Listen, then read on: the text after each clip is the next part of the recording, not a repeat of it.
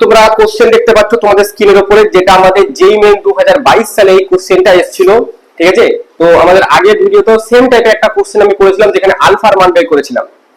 এই ভিডিওটা এই কোশ্চেনটা সেম একই রকম, জাস্ট এখানে আমাদের কম্পোনেন্ট বের করতে বলেছি। এ একটা ভেক্টর দিয়ে দিয়েছে আর বি একটা ভেক্টর দিয়ে দিয়েছে। এ ভেক্টরের যে উপাংশটা আছে বি ভেক্টর বরাবর, জাস্ট আমাদের তার মানটা বের করতে হবে। আবার বলছি ম্যাগনিটিউড দিতে হবে, ম্যাগনিটিউড বের করতে হবে এ ভেক্টরের উপাংশটা যেটা বি ভেক্টর বরাবর আছে। সেক্ষেত্রে আমাদের সূত্র আমরা জানি যে এ ডট বি বাই কি হয়, যে দিক বরাবর করবে তার মান নিচে, তাহলে মানটা নিচেই।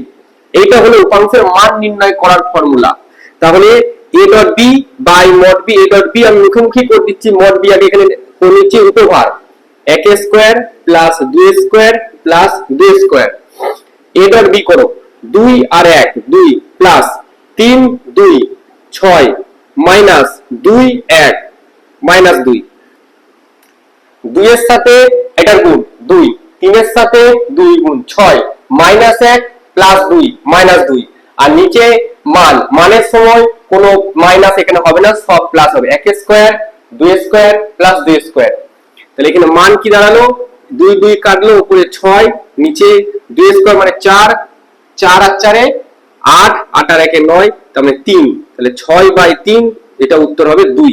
মানটা কত 2।